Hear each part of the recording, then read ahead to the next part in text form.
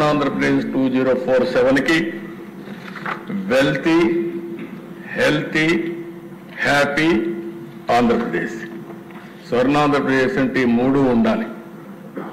ఎప్పుడైతే డబ్బులు లేకపోతే మనం ఎన్ని మాట్లాడినా ఎలాంటి అవసరాలు కూడా తీరవు. అలాంటప్పుడు సంపద సృష్టిస్తేనే వ్యక్తిగత ఆదాయం, రాష్ట్ర ఆదాయం వస్తుంది. రెండోది హెల్తీ, ఆరోగ్యం బాగుంటేనే, ఆరోగ్యం ఎవరికి ఇబ్బందులు వచ్చినా మనం పూర్తిగా ఆదుకునే విధంగా కార్యక్రమాలు చేపట్టాల్సిన అవసరం ఉంది. ఈ రెండు ఉండడమే కాదు, లా అండ్ ఆర్డర్ ఉండాలి, ప్రశాంతమైన వాతావరణం ఉండాలి. అప్పుడే హ్యాపీనెస్ వస్తుంది. ఇండియాకు ఉండే కొన్ని అడ్వాంటేజెస్ కూడా ఉన్నాయి, అవి కూడా నేను మాట్లాడతాను. అల్టిమేట్ గా ఈ ప్రభుత్వం WHH అంటే వెల్త్, హెల్త్ అండ్ హ్యాపీనెస్, ఈ మూడు సిద్ధాంతాలపైన, ప్రిన్సిపల్స్ పైన బిల్డప్ చేస్తున్నాం అని చెప్పి కూడా నేను మీకు తెలియజేస్తున్నా. నెక్స్ట్, ఇక్కడ మీరు చూస్తే by 2047 Andhra Pradesh envisages a state of happy, thriving and responsible Telugus. As a community, Telugu community, ఒక responsible Telugu community, fostering a progressive and inclusive community. Progressive గా ఉండాలి, inclusive community గా ఉండాలి. A valley of innovation, a knowledge hub for global community with unparalleled speed of doing business. ఇవి principles పెట్టుకున్నాం. మీరు కూడా ఎప్పటికప్పుడు చదువుతూ ఉంటే, ప్రజలు కూడా చదువుకోగలిగితే ఏ విధంగా ముందుకు పోతాం. ఇది విజన్ డాక్యుమెంట్ లో మెయిన్ థీమ్ అని చెప్పి కూడా నేను మీకు తెలియజేస్తున్నా. ఇంకో పక్కన ఆ మూడు కూడా మీకు ఎడ్యుకేట్ చేసినప్పుడు happy, thriving and responsible Telugus అంటే top per capita income in India, family as a unit, global thinkers. As on today global diaspora NRI చాలా స్ట్రాంగ్ గా ఉంది. ఇండియాను కూడా లీడ్ చేసే పరిస్థితిలో ఉన్నారు. ఎందుకంటే మొత్తం NRI మొత్తం కూడా చూస్తే 30 to 35% తెలుగు వాళ్ళు ఉన్నారు. తెలుగు కమ్యూనిటీ ఉంది. నాలెడ్జ్ ఎకానమీలో ముందుకున్నారు. అందుకని గ్లోబల్ థింకర్స్ గా ముందుకు పోయే పరిస్థితికి వచ్చారు. ఇంకో పక్క progressive and inclusive community, P4 Mantra, zero poverty, inclusive growth rate. సమాజంలో సంపద సృష్టించడం P3 వల్ల సాధ్యమైంది.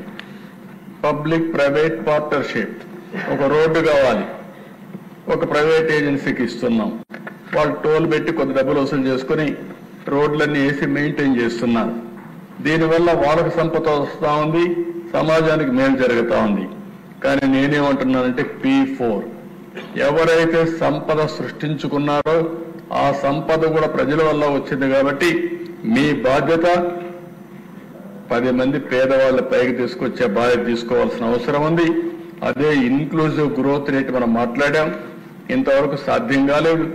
ఆర్థిక అసమానతలు పెరుగుతున్నాయి. దీనికి ప్రత్యేకంగా ఆలోచిస్తే తప్ప ఇది సాధ్యం కాదు. ఇంకో పక్క valley of innovation and speed of doing business, deep tech in all walks of life, global hub for skills. ఇక్కడ నేను చాలా స్పష్టంగా చెప్తున్నా, రొటీన్ గా చేస్తే మనం ఎక్కడున్నాం అక్కడే ఉంటాం. ఇన్నోవేటివ్ గా ఆలోచించాలి, అవుట్ ఆఫ్ బాక్స్ థింకింగ్ రావాలి. మనం అనుకున్న పని తొందరగా చేసే పరిస్థితి రావాలి. ఈ రోజు అవన్నీ చూస్తే ఒకప్పుడు మనం అందరం కానీ మామూలుగానే ఆలోచించుంటే ఈ నేషనల్ హైవేస్ ఇదే మరి గుంతలుగానే ఉండేటివి. నాకు ఒక అనుభవం కూడా ఉంది. నేను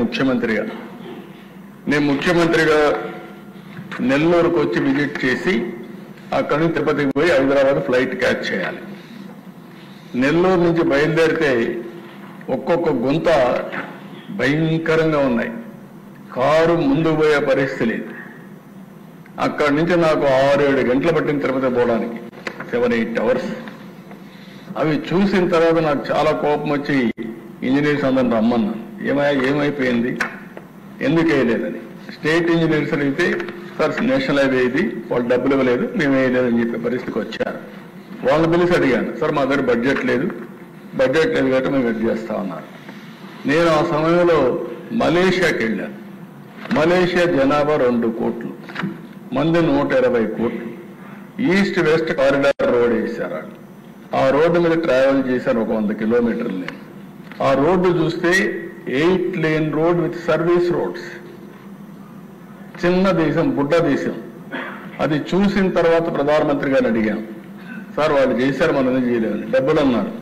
నేషనల్ హైవే డబ్బులే మనకు సరిపోతుంది, అది సీడ్ క్యాపిటల్గా ఉంటుంది, మనం ఈ న్యూ కాన్సెప్ట్ ఉంది వేద్దామంటే proof of concept Nellore to Chennai. మొట్టమొదటి రోడ్లు గోల్డెన్ క్వాడ్రిలేటరల్ రోడ్లో నెల్లూరు చెన్నై మొదటి పెట్టి. ఈరోజు మీరందరూ రికార్డు చూసుకోవచ్చు.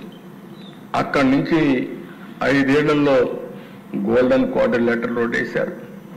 అక్కడి నుంచి ఎక్కడ చూసినా జిల్లా హెడ్ క్వార్టర్స్కి వచ్చాయి. ఇప్పుడు సగం రోడ్లు మన దగ్గర నేషనల్ హైవే రోడ్సే ఉన్నాయి. ఈ రోజు నేషనల్ హైవే రోడ్ల దృశ్యం మీరు చూస్తే 55,000 కోట్ల రూపాయలు బడ్జెట్తో పనులు అవుతున్నాయి. ఇంకా ఈ 55,000 కోట్ల నుంచి 40,000, 50,000 కోట్లు తీసుకునే పరిస్థితికి వచ్చారు. అంటే ఎకానమీ ఎంత బూస్ట్ వచ్చిందో మీరు గుర్తుపెట్టుకోవాల్సిన అవసరం ఉంది. అది ఇంకో పక్కన దిశ. ఈరోజు నెక్స్ట్ మీరు చూసినప్పుడు